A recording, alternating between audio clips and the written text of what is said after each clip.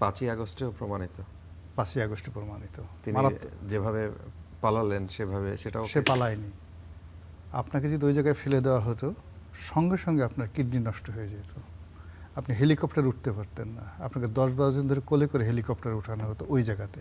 উনি পালাননি আপনার মতে? না, উনি পালাননি। তাহলে উনি ওনার মতো করে ওনাকে পাঠানো হয়েছে বা উনি গেছেন, দুটোর একটা। তার হাত ছিল মুষ্টিবদ্ধ, চোখে ছিল দৃঢ়তা, কোনো ক্রোধ, কোনো ক্ষোভ, কোনো লোভ, কোনো লালসা কিচ্ছু না। একেবারে ঋজু ভঙ্গিতে তিনি দৃঢ়তার সঙ্গে হেলিকপ্টারে উঠছিলেন। এটা এত সোজা নয়।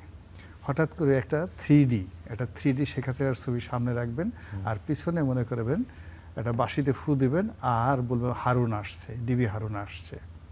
আপনি দেখবেন যে এই জায়গার যে ওয়ালগুলো আছে, এই পিছনে যে টেলিভিশন আছে, কোন ফাঁকে যে একটা গুঁতেতে ভেঙে ফেলছে যে মানুষ, বুড়ো বুড়ো মানুষ, এই যে ওনার মতো বয়স্ক মানুষ। আওয়ামী লীগ পারেনি, বিএনপি জামাত ইসলামীকে বাদ দিয়ে তার 2টি নির্বাচন করেছেন, কিন্তু নির্বাচন করার পর তো তারা একটা বড় বিপর্যয়ের মুখোমুখি হয়েছেন এবং গণ অভ্যুত্থানের মধ্যে দিয়ে চলে যেতে হয়েছে। হ্যাঁ, অনেকেই বলতে পারেন সেজন্য তো 15 বছর অপেক্ষা করতে হয়েছে।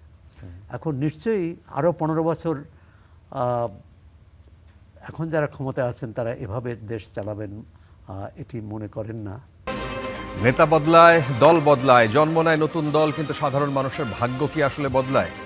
আশ্বাস আর প্রতিশ্রুতির ভিড়ে আমরা খুঁজবো বাস্তবতার প্রতিফলন। আমাদের কাজ প্রশ্ন করা, দেশ ও মানুষের স্বার্থে প্রশ্ন আমরা করেই যাব। থাকবে মত ও ভিন্ন মতের শ্রদ্ধা। স্টার নিউজের কড়া আলাপে আজকে আপনাদের সাথে ফারাবি হাফিজ।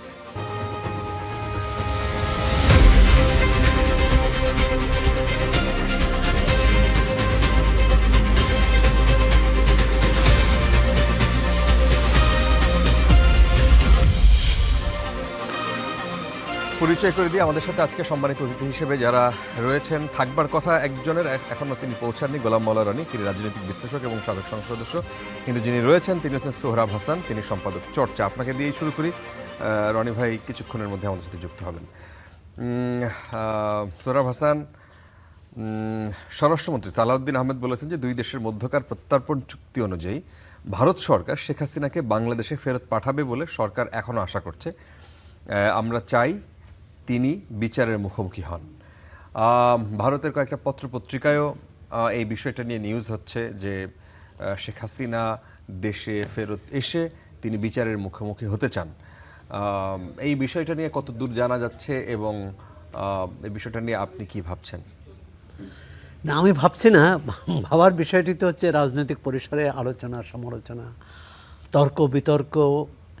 একটা হচ্ছে যে আওয়ামী লীগের উপস্থিতি, আওয়ামী লীগ নির্বাচনে নাই, নির্বাচনে ছিল না, কোনো রাজনৈতিক কার্যক্রম তাদের নেই, আইন করে তাদের কার্যক্রম বন্ধ করে দেওয়া হয়েছে। তারপরও সামাজিক যোগাযোগ মাধ্যমে এমনকি জনপরিসরে আওয়ামী লীগের সরব উপস্থিতি আছে। আর সরব উপস্থিতি মানে এই যে মাঝে মাঝে ঝটিকা মিছিল তা নয়। আমার ধারণা স্বরাষ্ট্রমন্ত্রী সালাউদ্দিন আহমদ যে উত্তরটি দিয়েছেন সেটি সম্প্রতি আওয়ামী লীগের সভানেত্রী শেখ হাসিনা বলেছিলেন যে বাংলাদেশে তিনি ফিরবেন এবং মাথা উঁচু করে ফিরবেন। এই প্রসঙ্গে নানা রকম মত দ্বিমত, তর্ক বিতর্ক। এই প্রসঙ্গে কোনো সাংবাদিক তাকে জিজ্ঞেস করেছেন, তিনি আইনের কথাই বলবেন। তার কথার মধ্যে কিন্তু এক ধরনের কূটনৈতিক ভাষা আছে। এক হচ্ছে আমরা চেয়েছি, তারা আশা করি দেবেন এবং তিনি বিচারের মুখোমুখি হবেন। আবার সামাজিক যোগাযোগ মাধ্যমে শেখ হাসিনার ভাষ্যে এটাও দেখি যে তিনি বলেছেন আমি ফিরব, আদালতের মানে প্রয়োজনে জেলে যাব, আদালতের মুখোমুখি হব, হ্যাঁ, বিচারের মুখোমুখি হব। এখন এটি যদি আমরা বিচারের প্রশ্ন একটি যে আদালতে বিচার হয়েছে, যে বিচারে শেখ হাসিনাকে মৃত্যুদণ্ড দেওয়া হয়েছে, সেই মামলাটি কিন্তু উচ্চ আদালতে আপিল করা হয়েছে। এখন আপিল থাকা অবস্থায় যে কোনো নিচের আদালতের বা আইসিটির যে রায় সেটা বহাল থাকে না সেটা ঝুলন্ত থাকে, এই প্রশ্নটি। এখন উচ্চ আদালত আপিল বিভাগ কী রায় দেয়? আরেকটি হচ্ছে রাজনৈতিক প্রশ্ন। সেটি শুধু শেখ হাসিনার ফেরত আসার বিষয়টি না, সেখানে হচ্ছে যে আওয়ামী লীগ তার যে লাখ লাখ সমর্থক কর্মী আছে, তার যে রাজনৈতিক চিন্তা দর্শন আছে, রাজনৈতিক নীতি কর্মসূচি আছে, তার যারা সমর্থন করে, তাদের বিষয়টি কিভাবে মীমাংসা হবে। জাতীয় নির্বাচনে তারা প্রতিদ্বন্দ্বিতা করতে পারেনি, আওয়ামী লীগ নামেও করেনি, কোনো স্বতন্ত্র সদস্য হিসাবে কেউ করেনি, যদিও পাকিস্তানে করেছে। ইমরান খানের দল নিষিদ্ধ করার পরও সেখানে অন্য একটি দলের নামে তার সমর্থকরা নির্বাচন করেছেন এবং ভালো ফল করেছেন। এককভাবে তারা বৃহত্তম দল, যদিও তার প্রতিদ্বন্দ্বীরা অনেক বেশি এবং সেখানে কোয়ালিশন সরকার। আওয়ামী লীগ সেটা করতে পারতো না? হ্যাঁ, পারত, যদি পরিবেশ পরিস্থিতি, অর্থাৎ তারাও চাইতেন, আবার পরিবেশ পরিস্থিতি যদি সেটি অনুমোদন করত। তো এইটি মাত্র তখন যখন নির্বাচন হয়তো 1.5 বছরের মাথায়, 1.5 বছরের কম সময়, সুতরাং তখন যে পরিবেশ ছিল তার 1 বছর আগে পরিবেশ আরও বৈরী ছিল। এবং আপনিই বলছেন যে এখন তো আওয়ামী লীগটা জনপরিসরে আওয়ামী লীগের বিষয়টি আরও তাদের উপস্থিতি লক্ষ্য করা যাচ্ছে সরব। এখন কিভাবে প্রশ্নের মীমাংসা হবে? আরেকটি হচ্ছে একটি দেশের, যেমন ধরুন যদি 20% ধরি, 25% তার সমর্থক থাকে, তাদেরকে বাদ দিয়ে রাজনৈতিক কি বলে স্থিতিশীলতা আসবে এটা বিশ্বাস করা কঠিন। যেমন আওয়ামী লীগ পারেনি, বিএনপি জামাত ইসলামীকে বাদ দিয়ে তার 2টি নির্বাচন করেছেন, কিন্তু নির্বাচন করার পর তো তারা একটা বড় বিপর্যয়ের মুখোমুখি হয়েছেন এবং গণ অভ্যুত্থানের মধ্যে দিয়ে চলে যেতে হয়েছে। হ্যাঁ, অনেকেই বলতে পারেন সেজন্য তো 15 বছর অপেক্ষা করতে হয়েছে। এখন নিশ্চয়ই আরও 15 বছর এখন যারা ক্ষমতায় আছেন তারা এভাবে দেশ চালাবেন এটি মনে করেন না আশা করি। তো এর রাজনৈতিক মীমাংসা হওয়া উচিত। যারা অপরাধ করেছে এই বিচার যদি ত্রুটিপূর্ণ হয়, বিচার সংশোধন হতে পারে।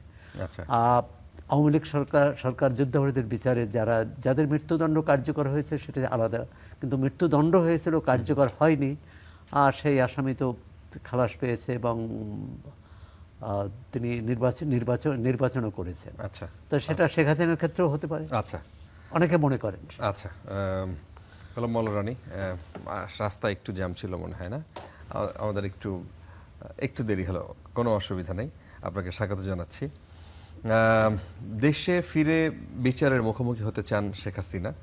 আগামী 6 মাসের মধ্যে শেখ হাসিনা দেশে ফিরবে বলছেন অনেকেই, অনেক কথা বলেছেন শেখ হাসিনা।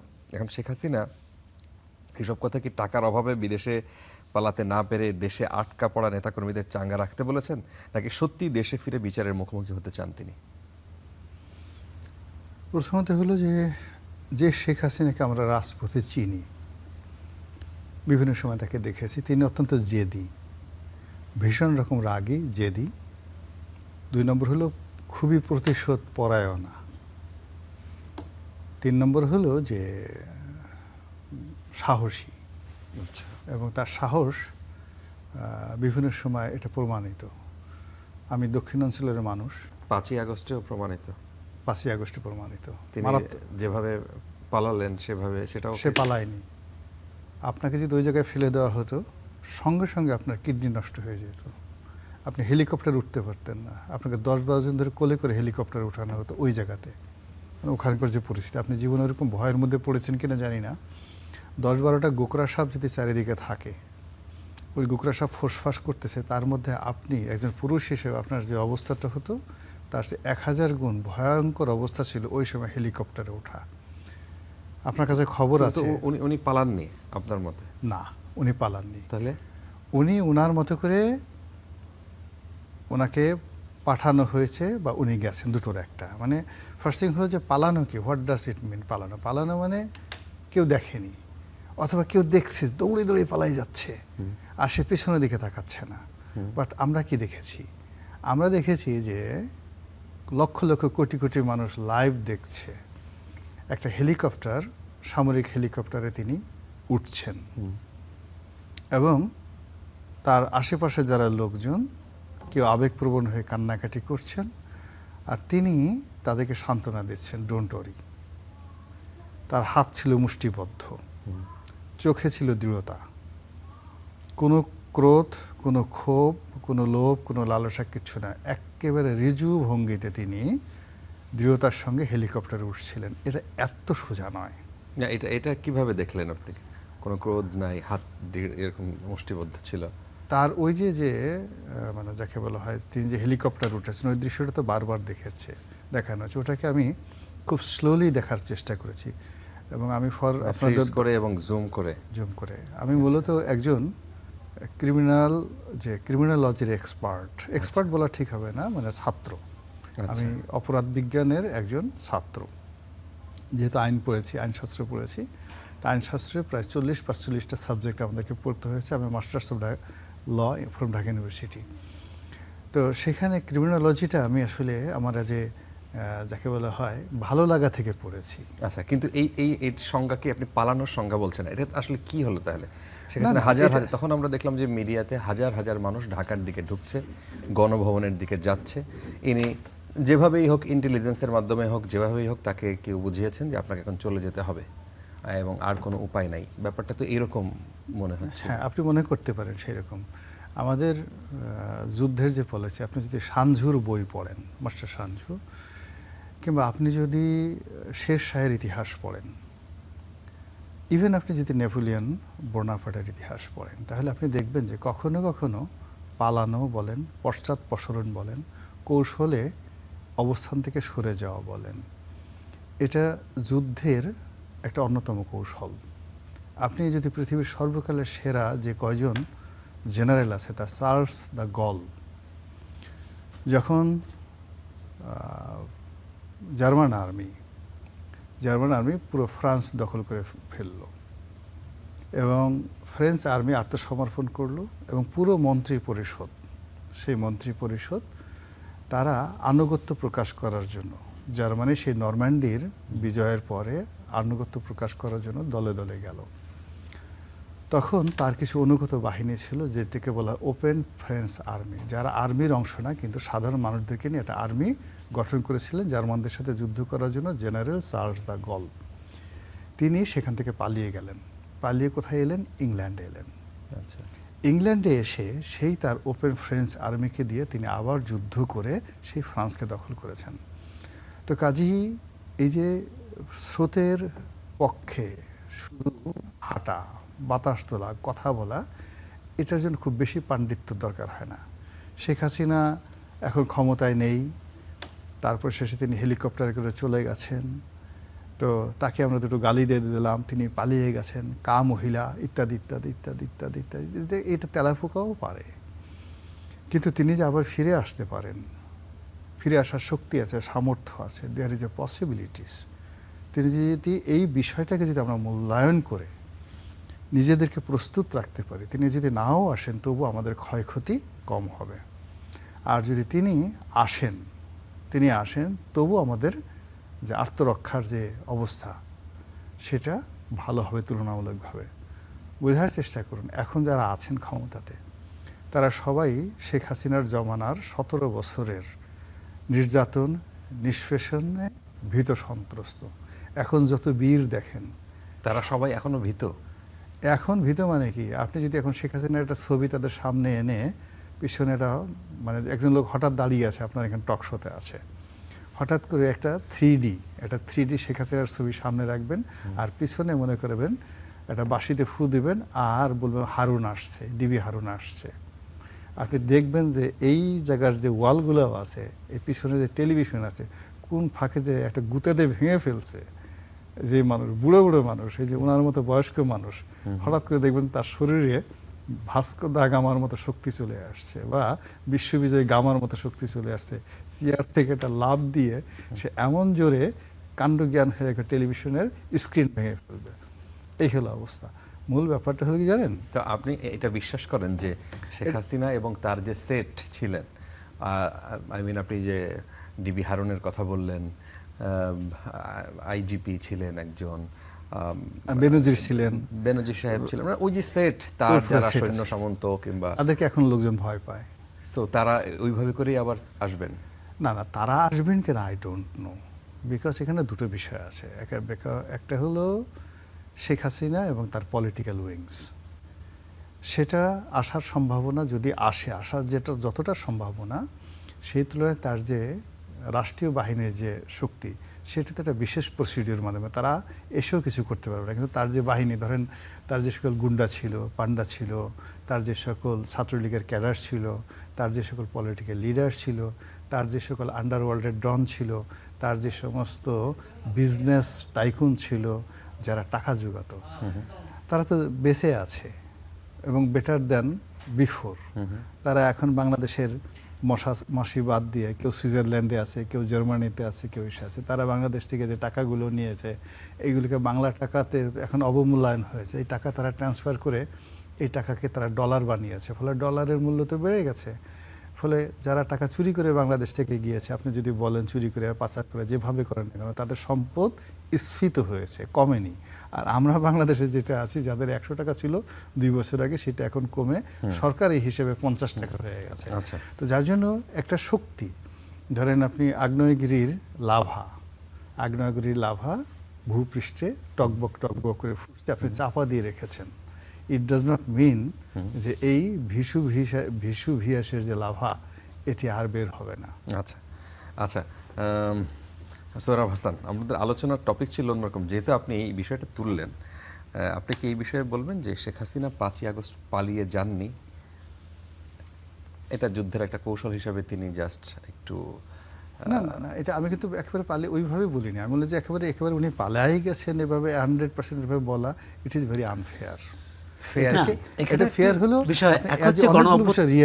অনেকগুলো বিষয় রিয়ালিটি, যে তিনি যেটা চলে আসছে, তাকে বলা হয়েছিল আপনি যান, তিনি যেতে চাননি, তিনি বলছেন আমি মরবো, আমি যাব না, এটা তো এখন ওপেন সিক্রেট। তারপরে সেনাপ্রধান শেখ রেহানাকে বলেছে, জয়কে টেলিফোন করেছে, তাকে রিকোয়েস্ট করে তাকে রাজি করানো হয়েছে। এখন শেখ হাসিনা বলছে যে আমাকে প্রথমে বলা হয়েছে আপনাকে এখান থেকে সরিয়ে টুঙ্গিপাড়া নেওয়া হবে।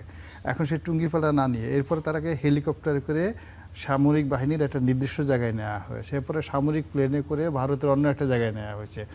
আমাদের সীমান্ত, আমাদের সশস্ত্র বাহিনীর যে এয়ারক্রাফটে করে তাকে পাড়ি দেওয়া হয়েছে, এরপর ভারতীয় সেনাবাহিনী তাকে গ্রহণ করেছে। এখানে মিক্স বিষয় ছিল, হ্যাঁ, সেনাবাহিনী, ইট ইজ ওপেন সিক্রেট। এবং আমরা সেইখানে কি করেছি, আমরা সেই গুগলের যে ম্যাপে সেখানে দেখছি, এরপরে ভারতীয় বাংলাদেশের সীমান্ত পার করে দিয়েছে আমাদের সেনাবাহিনী, আমাদের বিমান বাহিনী। এরপর ভারতীয় বিমান বাহিনী তাকে গ্রহণ করেছে। ভারতীয় বিমান বাহিনী গ্রহণ করে আবার তাকে যেন আকাশে কেউ আক্রমণ করতে না পারে, এই জন্য তাকে বিশেষ প্রোটোকল দিয়ে তাকে দিল্লি সামরিক ঘাঁটিতে সেখানে নামানো হয়েছে। It's open secret for all. আপনি এখানে পালানো দেখলেন কোথায়?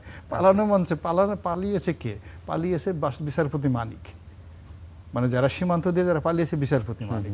পালানোর চেষ্টা করেছে ধরেন সালমানুর রহমান সাহেব, ধরে তাকে ধরার পর তার দাড়ি মোচ কামিয়ে সুন্দর করে, মানে পালানো বলতে কি, যে আমি রাতের আধারে একটা ঘরের মধ্যে পালিয়েছে কি, ওই যে আচ্ছা, যে এরা বলেছে, ওই যে যেমন মানে পররাষ্ট্রমন্ত্রী খুব সুন্দর করে বলেছে যে আমি অনেক দিন পালিয়েছিলাম, এই ঘর থেকে ওই ঘরে গিয়েছি। মোমেন সাহেব, আমি একবার দাড়ি কামিয়েছি, চুল কামিয়েছি, তারপরে সেখান থেকে খুব কষ্ট হয়েছে আমার পালাতে, তারপর এখানে গেছি, এইগুলোকে বলে পালা। আচ্ছা আচ্ছা, পরিষ্কার। যদি সোহরাব হাসান যদি এই বিষয়টা নিয়ে বলেন, এটা কি আপনি কি বলবেন? 5ই আগস্ট শেখ হাসিনা, না, শেখ হাসিনার বিরুদ্ধে তো গণ অভ্যুত্থান হয়েছে তার সরকারের বিরুদ্ধে, এবং গণ অভ্যুত্থানে ওই সরকারে পতন হয়েছে। তার বন্দোবস্তটা কি হয়েছে এটি রাজনৈতিক পরিসরে বেশ বিতর্ক আছে, এবং কিভাবে রনি ভাই যে কথা বলেছেন তার পক্ষেও কিন্তু যুক্তি আছে। এর বিকল্প কি হতে পারত?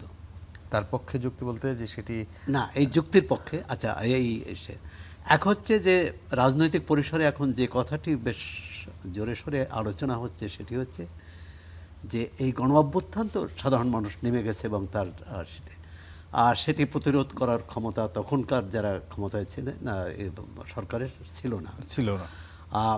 দ্বিতীয় হচ্ছে যে এই যে বিষয়টি হয়তো ভবিষ্যতে হয়তো উদ্ঘাটিত হবে, যে যারা বাইরে থেকে এই গণ অভ্যুত্থানকে সমর্থন করেছে তারাই শেখ হাসিনাকে বাংলাদেশ থেকে ভারতে পার হয়ে যাওয়ার বন্দোবস্ত করে দিয়েছেন কিনা, এবং এক্ষেত্রে শুধু বাংলাদেশ ও ভারত নয়, যুক্তরাষ্ট্রের নামও শোনা যাচ্ছে, যে যুক্তরাষ্ট্রও চেয়েছে যে শেখ হাসিনা নিরাপদ জায়গায় অবস্থান করুক, নিরাপদ আশ্রয় পান। আচ্ছা। এখন সেটি বীর বেশে পালিয়েছেন না জীবনের ভয়ে পালিয়েছেন, সেটি তো এই বিতর্ক থাকবে।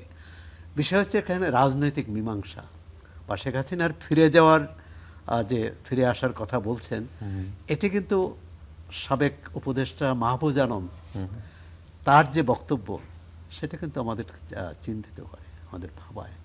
শেখ হাসিনার কথা বাদ দিন বা আওয়ামী লীগের যে উদ্দেশ্যে গণ অভ্যুত্থানটা হয়েছিল, আইনের শাসন, ন্যায় বিচার, সামাজিক মর্যাদা, বৈষম্য দূর এবং একটা সুস্থ গণতান্ত্রিক প্রক্রিয়া নিশ্চিত করা, সেটি কতটা হয়েছে? একটি নির্বাচন হয়েছে, কিন্তু মাহফুজ আলমের যে বয়ান, যে তিনি 1, 2, 3, 4 করে প্রায় 15টি দিয়েছেন, সেখানে বলেছেন যে শেখ হাসিনার পর তো এই সুশাসন হওয়ার কথা হয়নি, মব শাসন হয়েছে, মুক্তিযুদ্ধকে 24-এর মুখোমুখি দাঁড় করানো হয়েছে, ডানপন্থার উত্থান ঘটেছে, ধর্মবাদী দলের উত্থান ঘটেছে, মাজার দরগা ভাঙা হয়েছে, বাউল শিল্পীদের উপর আক্রমণ করা হয়েছে, বাউল শিল্পীকে একজন পীরকে কবর থেকে তুলে এনে লাশ পুড়িয়ে দেওয়া হয়েছে। মানে এই যে ঘটনাগুলো, এটি কি এর সাথে গণ অভ্যুত্থানের কি সম্পর্ক ছিল? তাহলে হয় গণ অভ্যুত্থান যারা করেছে পরবর্তীকালে তারা ক্ষমতায় আসেনি, অথবা তারা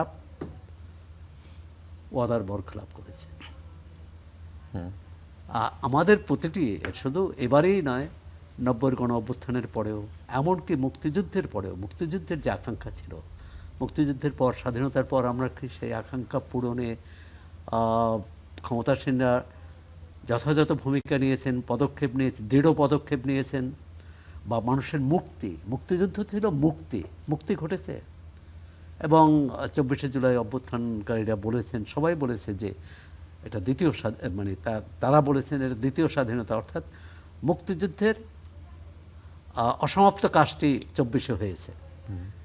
এই স্লোগান কিন্তু 72-এর পর জাসদ এই স্লোগান দিতেন যে এই মুক্তিযুদ্ধ ছিল 71-এর মুক্তিযুদ্ধ ছিল অসমাপ্ত, এখন আমরা সমাপ্ত মুক্তিযুদ্ধ করব। সেটা হচ্ছে, আপনি জানেন যে আনফিনিশড রেভলিউশন, লরেন্স লিপসুজের একটা বিখ্যাত বই ছিল, সেটি কর্নেল তাহের এবং জাসদের রাজনীতিকে কেন্দ্র করে, রাজনীতিকে নিয়েই লেখা। এখন কথা হচ্ছে আমরা কোথায় যেতে চাই। আমরা বারবার আন্দোলন করি, সংগ্রাম করি, গণ অভ্যুত্থান করি, কিন্তু কোথায় যেতে চাই সেই জায়গাটা ঠিক করতে পারি না, যেটা মাহফুজ আলমের এই যে তার যে পয়েন্টগুলো, যে বক্তব্য, যে আমরা তো কোথাও যাইনি, বরং আমরা পিছনে সরে গেছি। যদি পিছনেই সরে যাই, তাহলে শেখ হাসিনাকে সরানোর যে যৌক্তিকতা, সেটা কোথায় থাকে? এর অর্থ না যে শেখ হাসিনাকে সরানোটা অন্যায় হয়েছে। শেখ হাসিনা গণ অভ্যুত্থানের মাধ্যমেই তিনি বিতাড়িত হয়েছেন, তিনি চলে গেছেন। এখন এই মীমাংসাটা কিভাবে হবে, যেটির রনি ভাই আসার আগে আমি যেটা বলছিলাম, এর একটা রাজনৈতিক মীমাংসা প্রয়োজন। 71-এর রাজনৈতিক মীমাংসা করতে পারেনি বলেই পাকিস্তানি শাসকবর্গ মুক্তিযুদ্ধ হয়েছিল। 90-এও কিন্তু অভ্যুত্থান হয়েছিল, এই রাজনৈতিক প্রশ্নের মীমাংসা করতে পারেনি। ধারণা ছিল যে 24-এ এই রাজনৈতিক প্রশ্নের মীমাংসা হবে, অর্থাৎ বাংলাদেশের যে ভূখণ্ড, এই ভূখণ্ডে বসবাসকারী প্রত্যেকটি নাগরিক তার মর্যাদা পাবে। সেটা অর্থনৈতিক মর্যাদা, সামাজিক মর্যাদা, ধর্মীয় স্বাধীনতা, কিন্তু সেটা কি পেয়েছে? এ কারণেই একটা উদ্বেগের কারণ। যদি আমরা 24 থেকে প্রশ্ন আসে কেন, 24-এর গণ অভ্যুত্থানের পর যদি আমরা সুশাসন দিতে পারতাম, আমরা যদি ন্যায় বিচার প্রতিষ্ঠা করতে পারতাম, কোথাও যদি মব না হতো, কোথাও যদি ডানপন্থার উত্থান না হতো, মুক্তিযুদ্ধের যে মূল্যবোধ, সেগুলো যদি আমরা ধারণ করতে পারতাম, আমরা সেগুলো সমুন্নত রাখতে পারতাম, অর্থাৎ মানুষের মুক্তি যদি নিশ্চিত হতো, তাহলে কিন্তু আজকে আওয়ামী লীগের যে উপস্থিতি সরব অথবা নীরব যাই হোক, বা শেখ হাসিনার প্রত্যাবর্তন নিয়ে যে এত কথা হচ্ছে সেটি কিন্তু হতো না। সুতরাং অভ্যুত্থানকারীদের বা অভ্যুত্থানে যারা অংশ নিয়েছে সেই জনগোষ্ঠীর ব্যর্থতার কারণেই কিন্তু আওয়ামী লীগের উপস্থিতিটা, যেমন 90-এর পর দুই দলই তো শাসন করেছে। আপনি কি এখনই এর ব্যর্থতা দেখেন, মানে ক্ষমতাসীন দলের না, রাজনৈতিক প্রক্রিয়ার। এই ক্ষমতাসীন দল বিএনপি তো 3 মাস আসছে, 3 মাসের মধ্যে এই ব্যর্থতা, সফলতা ব্যর্থতা এই করার নয়।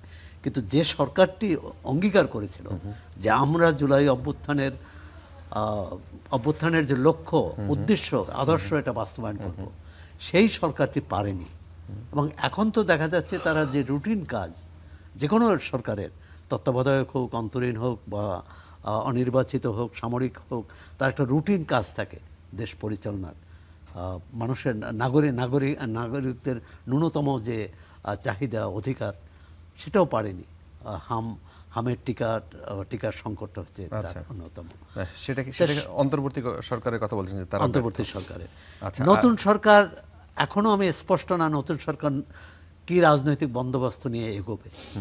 কখনো মনে হয়েছে, যেমন নির্বাচনের আগে কিন্তু বিএনপির নেতাদের বক্তৃতা বিবৃতিতে মনে হয়েছিল তারা আওয়ামী লীগকে পুনর্বাসন, মানে আওয়ামী লীগের ফিরে আসাটাকে তারা বাধা দেবে না। অনেক জায়গায় কিন্তু আওয়ামী লীগের অফিস খুলে দেওয়া হয়েছিল, তালা খুলে দেওয়া হয়েছিল। কিন্তু যখন বিরোধী দল এটার বিরুদ্ধে আওয়াজ তুলল এবং একটা আন্দোলনের ভয় দেখালো, তখন কিন্তু আবার সেটা বন্ধ হয়ে গেল, সেই অফিস খোলা বন্ধ হলো। বেশ রাজনৈতিক পরিসরে আলোচনা হয়েছিল। অন্তর্বর্তী সরকার আওয়ামী লীগের কার্যক্রম নিষিদ্ধ করেছে। আওয়ামী লীগের দল হিসাবে এখন নিষিদ্ধ নয়, তার কার্যক্রম নিষিদ্ধ। তা কার্যত সেটা দলই নিষিদ্ধ, কিন্তু দলীয় কাঠামো নিষিদ্ধ না। যে এর আগে তো কমিউনিস্ট পার্টি নিষিদ্ধ হয়েছে, ডিএল নিষিদ্ধ হয়েছে, জাসদ নিষিদ্ধ হয়েছে। এখন যে বিষয়টি, তবে বিএনপি আমার ধারণা যে বিএনপি পরিস্থিতি অবলোকন করছেন, তারা দেখছেন, পর্যবেক্ষণ করছেন যে কোন পদক্ষেপ নিলে তাদের জন্য ভালো। আচ্ছা, সামগ্রিকভাবে কি ব্যাপারটা এরকম যে হ্যাঁ আগেই ভালো ছিলাম, এরকম ব্যাপারটা?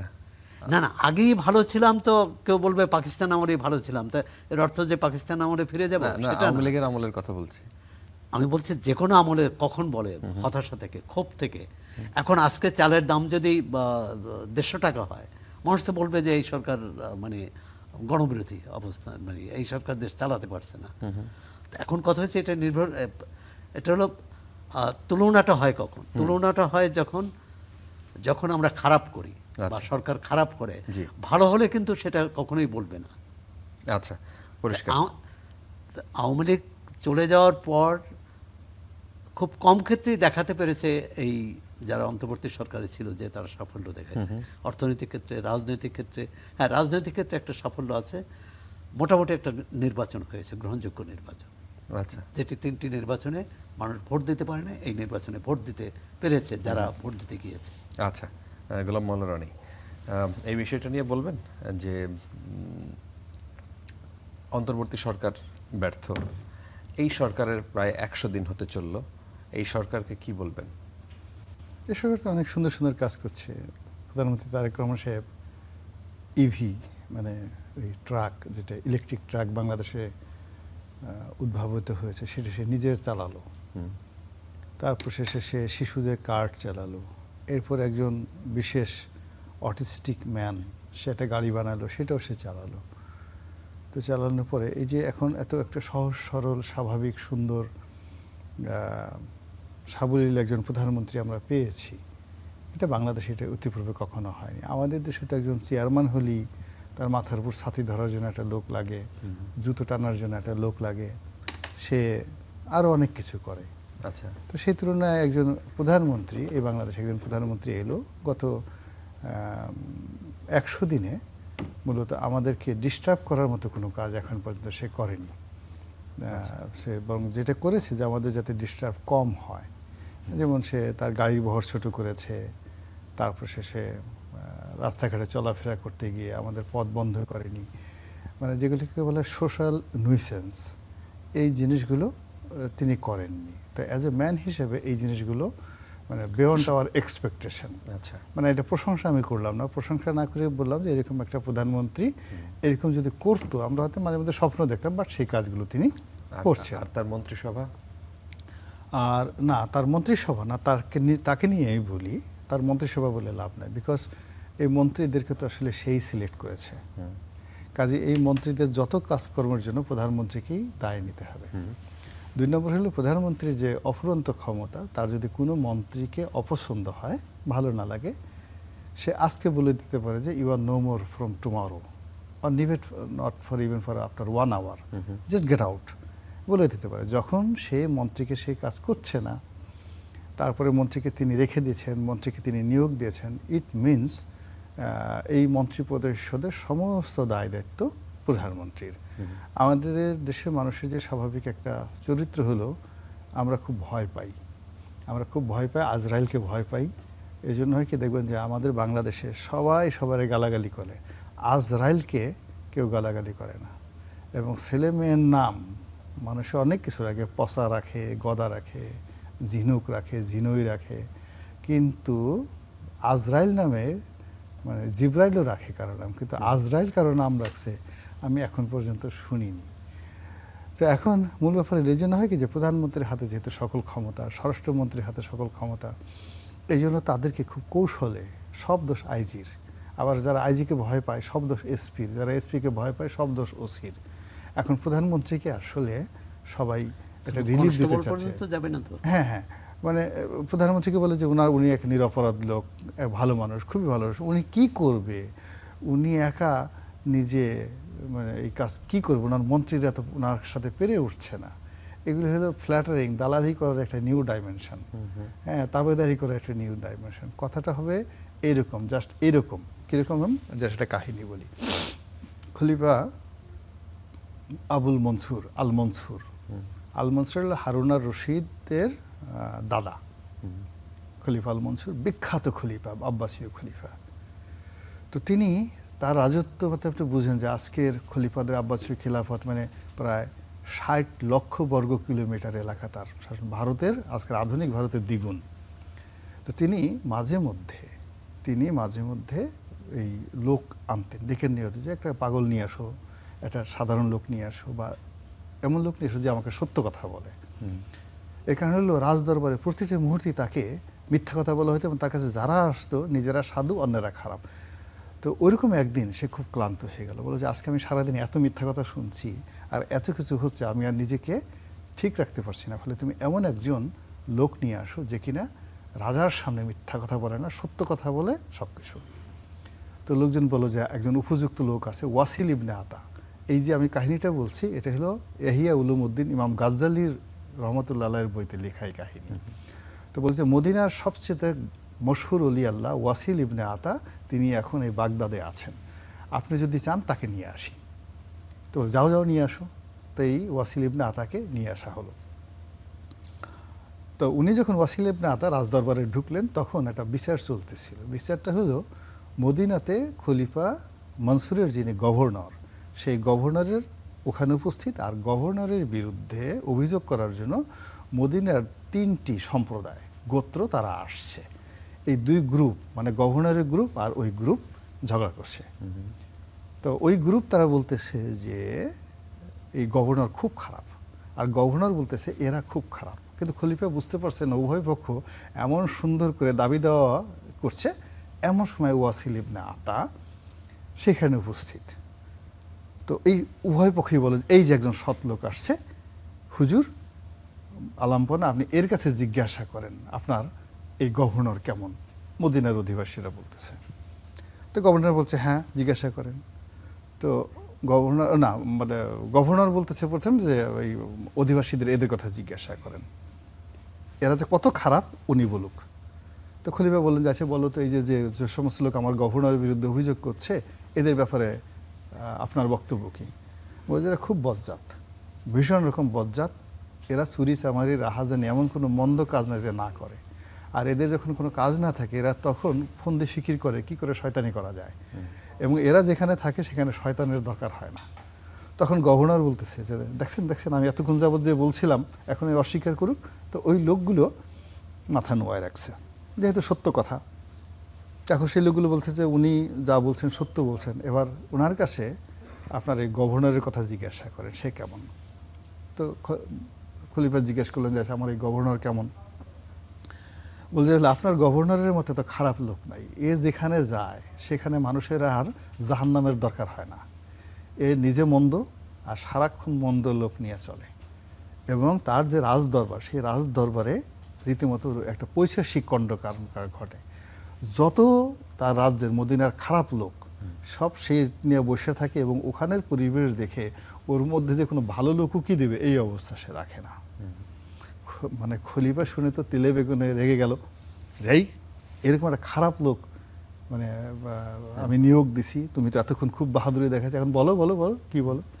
তো এখন গভর্নর বলতেছে হুজুর উনি ঠিকই বলেছেন, তবে আপনার সম্পর্কে একটু জিজ্ঞাসা করেন, আপনার সম্পর্কে জিজ্ঞাসা করেন।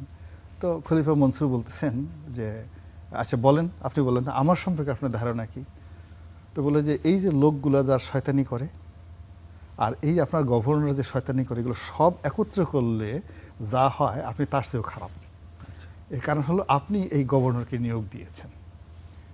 তো এখন খলিফা মনসুর বলতেছে যে আমি সত্য শুনতে চেয়েছি, কিন্তু এত নির্মম সত্য শোনার মতো যোগ্যতা আমার অর্জন হয় নাই, ওনাকে তাড়াতাড়ি আমার সামনে থেকে সরাও, আমি আর নিজেকে নিয়ন্ত্রণ করতে পারছি না, ওকে নিয়ে যাও আমার সামনে থেকে।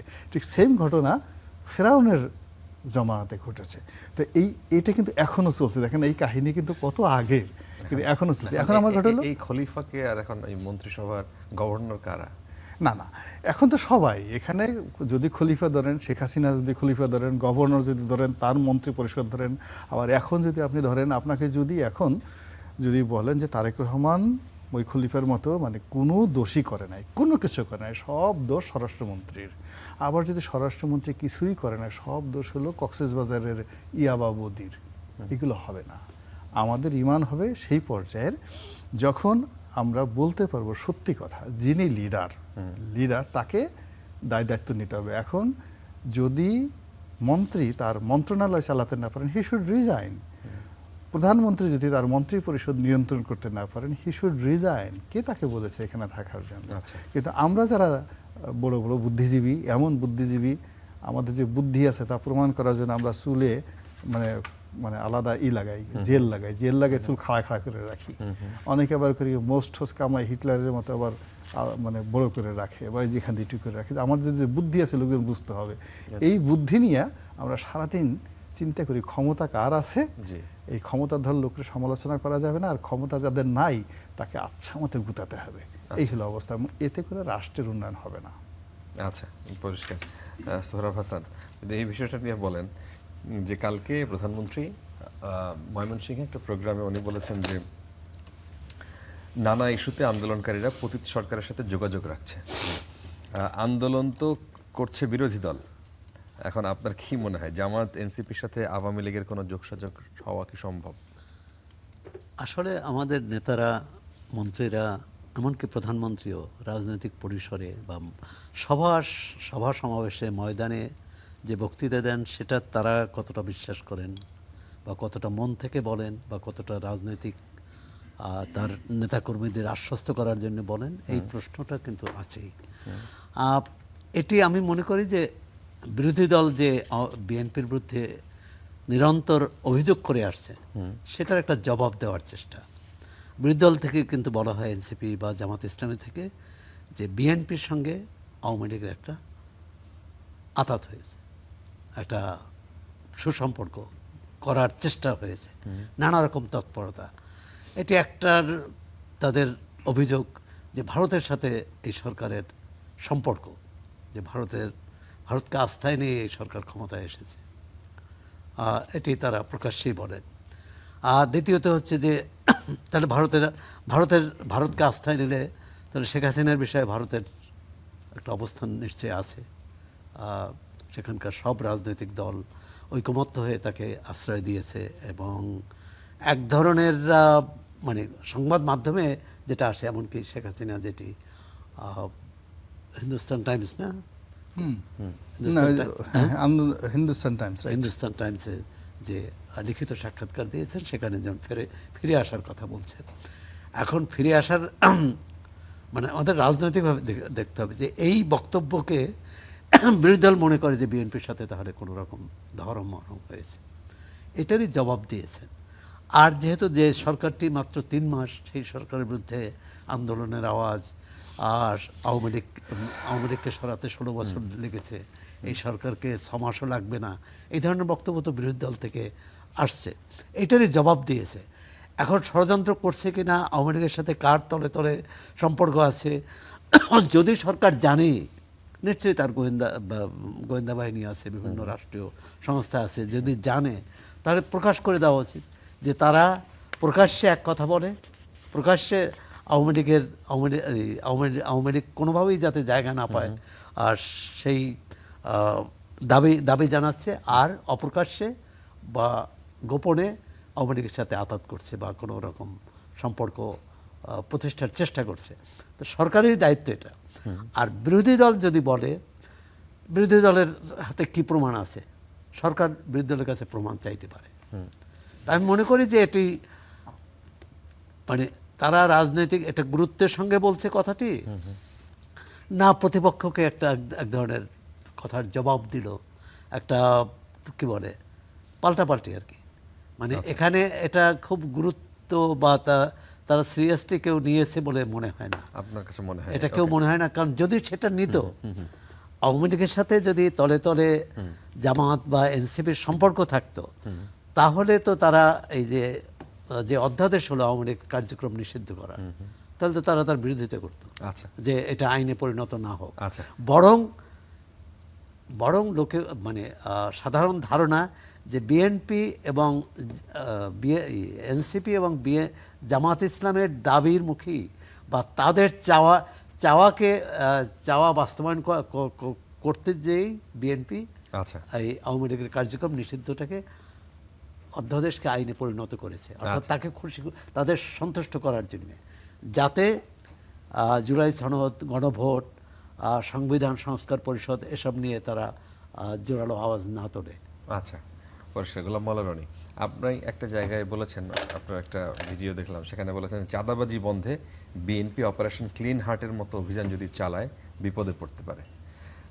প্রশ্ন হচ্ছে, চাঁদাবাজি বন্ধে অভিযান যদি চালায় বিএনপি আসলে কেমন বিপদে পড়তে পারে? মারাত্মক বিপদে পড়বে। কারণ হলো এটা এখন এমন একটা পর্যায়ে চলে গেছে, যেখানে তৃণমূল থেকে কেন্দ্রীয় পর্যায়ে চাঁদাবাজির সাথে সম্পৃক্ত নয়, কে সম্পৃক্ত নয়, এটা হিউজ কোশ্চেন। একজন মোহাম্মদপুরের এডিসি বলেছিলেন যে আমি যাকে চাঁদাবাজ মনে করি ধরতে গিয়ে সামাজিকভাবে যেই লোকটাকে মনে করি যে এটা একটা রাজনৈতিক নেতা সম্মানিত, তার সাহায্য চাই, পরে খুঁজতে গিয়ে দেখি সেই হলো চাঁদাবাজির গডফাদার, এবং ভাইরাল হয়ে গেছে একজন এডিসির এই বক্তব্য।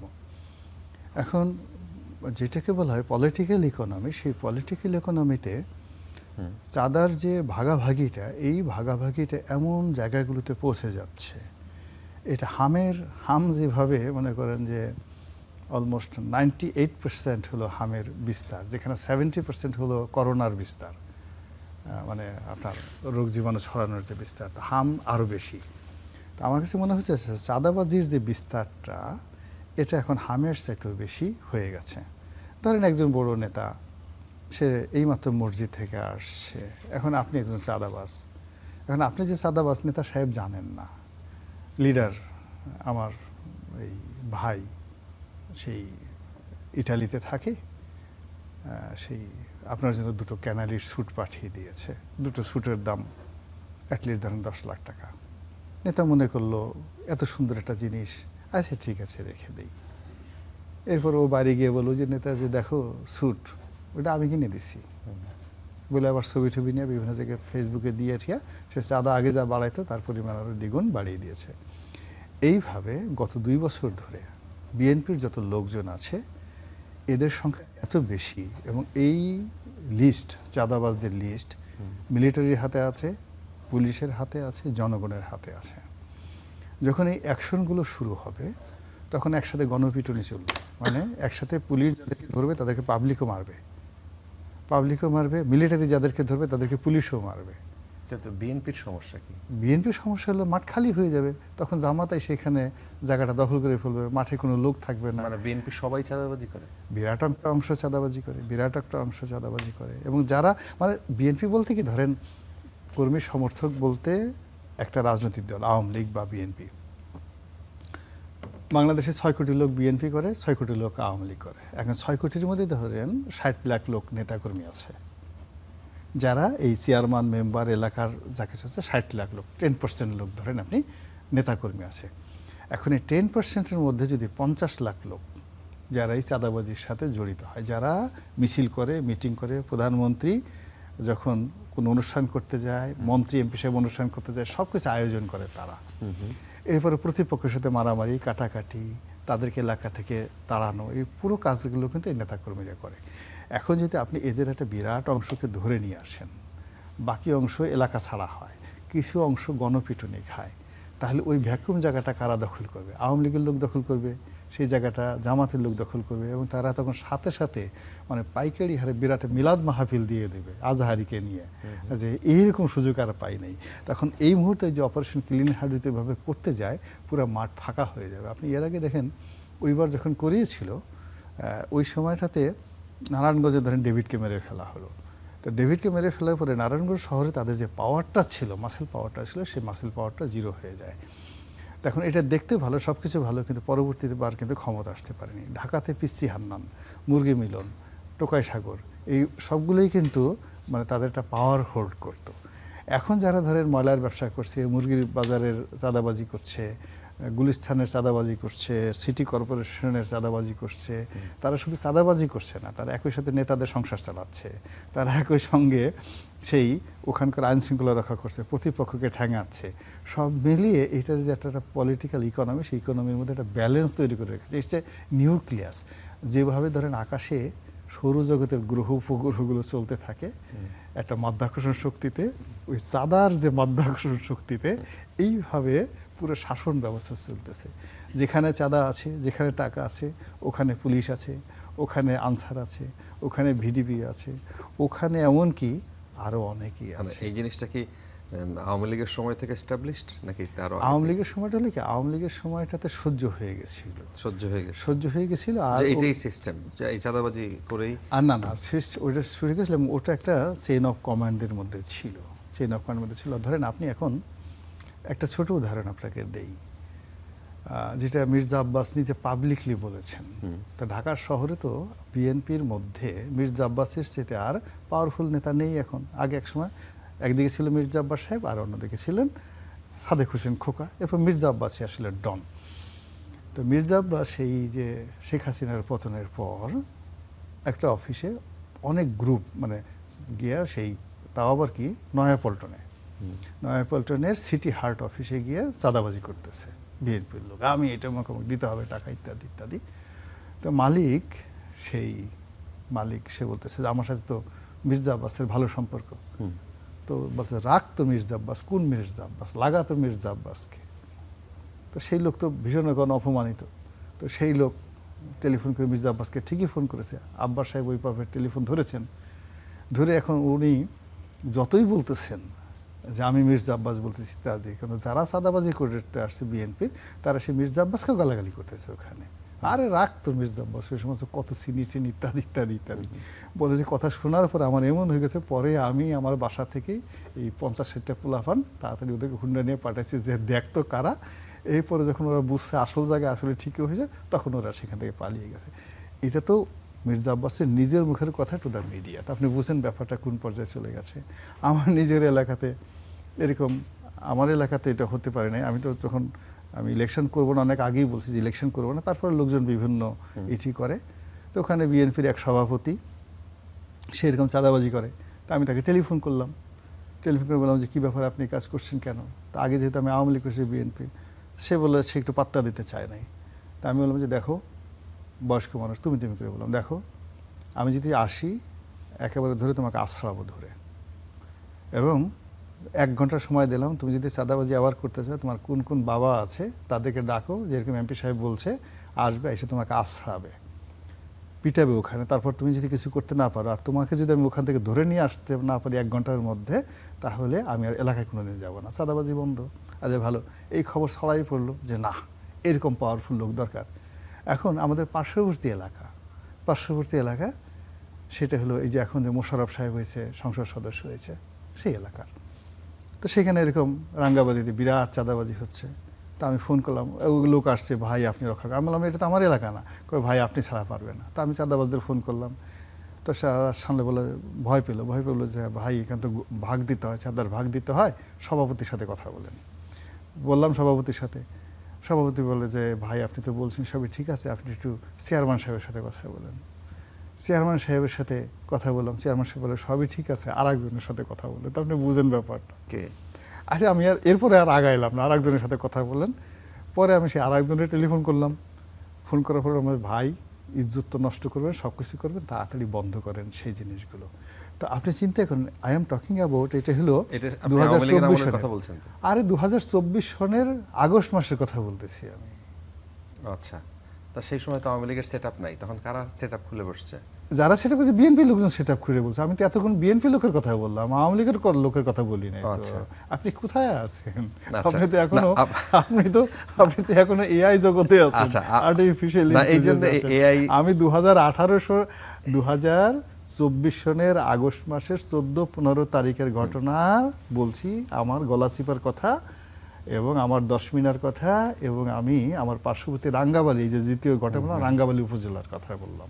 আচ্ছা, তার মানে সবাই আপনি আসলে ভালো বক্তা, তো এই কারণে পার পায় যান আর কি, অনেক কিছুতে ম্যানেজ করে ফেলেন তাৎক্ষণিক আর কি। না আমাকে ম্যানেজ করার বিষয়টা না, মূল ব্যাপার হচ্ছে যে আমি যে কথাগুলো বললাম এটা বক্তা দেওয়া হয় না, you must have some leadership quality. এই যে আমি যে কথা, এটা তো আমি এখানে তো আপনার সাথে মস্করা করছি না, আমি নাটকও করছি না। আমি যে কথাগুলো বললাম যে আমি একটা ইউনিয়ন বিএনপির সভাপতিকে গিয়ে টেলিফোন করে আমি এই কথাগুলো বললাম। এই যে কথাগুলো তো এগুলো রেকর্ড হচ্ছে না, লক্ষ লক্ষ লোক শুনছে না। তো এখন আমি তো এগুলো জিনিসগুলো অ্যাবজর্ভ করেছি। করার পরে আমি যখন 4-5 মাস পরে আমি মনে করলাম না, আমি আর ইলেকশন করবো না, তখন আমি আল্লাহর রাস্তায় ছেড়ে দিয়েছি। আল্লাহর রাস্তায় ছেড়ে দেওয়ার পরে এখন আপনি একটু গলাচিপা, 10 মিনার, রাঙ্গাবালি, বিভিন্ন এলাকা, পটুয়াখালী, বাউফল, এই দেখেন বাউফলে কি ঘটনা ঘটলো। মন্ত্রী মহোদয় গেছে, এত বড় একটা মন্ত্রী, সে সেখানে গিয়ে যান নিয়ে ফিরে আসতে পারে না, সব লোক তাকে ঘেরাও করছে।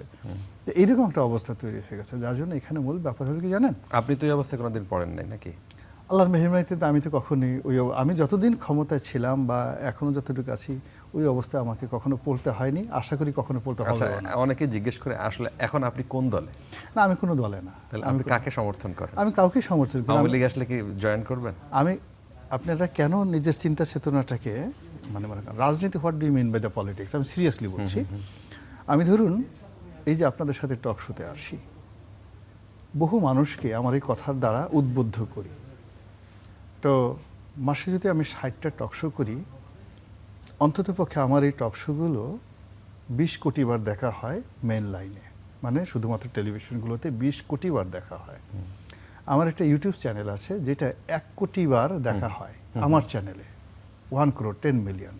আমি ফেসবুকে আমার 2টো পেজ আছে, 2টো পেজে আমি যে সকল স্ট্যাটাস দেই, সব মিলিয়ে এখানে প্রায় 15 কোটি বার, ফেসবুকে 15 কোটি বার এগুলো দেখা হচ্ছে। তো আমি যে কথাগুলো বলছি, নেতিবাচক, ইতিবাচক, এইগুলোর সঙ্গে যে পাবলিকের যে ইন্টারেকশন হচ্ছে, কিছু মানুষ ভয় পাচ্ছে, কিছু মানুষ আশাহত হচ্ছে, কিছু মানুষ কনফিডেন্স খুঁজে পাচ্ছে, এর চেয়ে বড় রাজনীতি আর কি হতে পারে বলেন তো? এখন আপনি যে এমপি হয়েছে, আপনি কয়জন এমপির নাম বলতে পারেন? কয়জন এমপি একটা টেলিফোন করে একটা ভালো কথা বলতে পারে?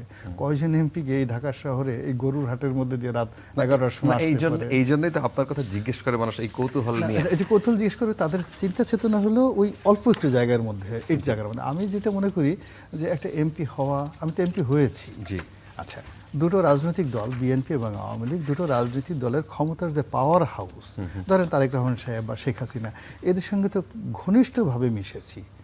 এখন যারা আছেন তারেক রহমান সাহেবের খুব ঘনিষ্ঠ, তারা কেউ বলতে পারবে না। সাহেবের সাথে ঘনিষ্ঠভাবে মিশছেন? অবশ্যই মিশেছি। আচ্ছা, অবশ্যই মিশেছি। এবং শুধু তাই না, এখন যারা খুব ঘনিষ্ঠ আছেন তারা কেউ বলতে পারবেন না যে আমি তাদের কারোর চাইতে কম ঘনিষ্ঠ ছিলাম। বা আছে মানে এবং তার সাথে আমার সাথে কোনোদিন সম্পর্ক নষ্ট হয়নি। আচ্ছা আবার শেখ হাসিনার সাথে আমার ওই সম্পর্কটা ছিল, এটা তারেক রহমান সাহেব জানেন। উনি নিজেই যখন প্রথমে বলে যে আপনি তো ওখানে খুব ভালো ছিলেন, ওখানে তো আপনার সাথে খুব ভালো সম্পর্ক ছিল। তো এত কিছু মানে আমার করার পরে আমি এখন যে জায়গাতে আছি উইথ ফুল স্যাটিসফ্যাকশন, বিকজ এই কাজের মধ্যে আমার আনন্দ আছে। আচ্ছা আর আমি আগে যে কাজগুলোর মধ্যে ছিলাম সেই কাজের মধ্যে আমার আনন্দটা ছিল না। আচ্ছা, অনেক ধন্যবাদ। আমাদের হাতে সময় শেষ করে আসছি, আমরা বেশি কথা বলতে পারলাম না সোহরাব হাসান। না, ধন্যবাদ। আমরা না, রনি ভাই তো অনেকগুলো কথা তুলে ধরেছেন তো, না। তার কথা রনি ভাই তো একক বক্তা হিসেবে মোটামুটি talk show শেষ করে দিয়েছে। একাই শেখ খোসা দিয়ে আমাকে বিব্রত করতে চাচ্ছিল না, আর কি। না তা চাচ্ছি না, তবে রনি ভাই না, না, আপনাকে না, না, আপনাকে মানুষের বলতে- মানুষের রনি প্রশ্ন। ভাই যা বললেন তাতে মনে হলো যে রনি ভাই যদি এই যে কোনো দায়িত্ব নিতেন, সেটা স্বরাষ্ট্রমন্ত্রী অথবা তার উপরে যদি কেউ থাকে, তাহলে সরকারে। বাংলাদেশে হয়তো এই অপারেশন ক্লিন হার্টও নিতে হতো না, একটা বাংলাদেশের শান্তি বজায় থাকতো। তা আমরা আশা করি ভবিষ্যতে সেটা করবেন। আর যে বিষয়টি হচ্ছে যে অপারেশন ক্লিন হার্টের অন্য একটি বিষয়, রনি ভাই বলেছেন যে দল শেষ হয়ে যাবে অপারেশন ক্লিন হার্ট করলে, কিন্তু আমি বলবো যে দল শেষ হওয়ার চেয়ে বড় গুরুত্বপূর্ণ হচ্ছে যে আপনি অপরাধ দমন করার নামে তো মানবাধিকার লঙ্ঘন করতে পারেন না, আপনি বিনা বিচারে মানুষ মারতে পারেন না। অপারেশন ক্লিন হার্টে তো বিনা বিচারে মানুষ মেরেছে এবং সেজন্য তাদের দায় মুক্তি দিয়েছে। রাইট। হ্যাঁ, তা এই দায় মুক্তির রাজনীতি করার জন্য তাহলে 24শে গণ অভ্যুত্থান হলো কেন, এই নির্বাচন হলো কেন? Right. আমরা আশা করব যে অবশ্যই চাঁদাবাজদের বিরুদ্ধে ব্যবস্থা নিতে হবে। অনেক এবং অনেক অনেক ধন্যবাদ। দখলবাজদের আমাদের হাতে বিরুদ্ধে সময় ব্যবস্থা শেষ হয়ে নিতে গেছে। হবে, কিন্তু মানবাধিকার লঙ্ঘন করা যাবে না কোনো অবশ্যই। অপারেশনে। জি, অনেক ধন্যবাদ আপনাদের দুজনকেই। দর্শক, আজকে এখানে শেষ করতে হচ্ছে। আগামীকাল অন্য কোনো বিষয় নিয়ে দেখা হবে।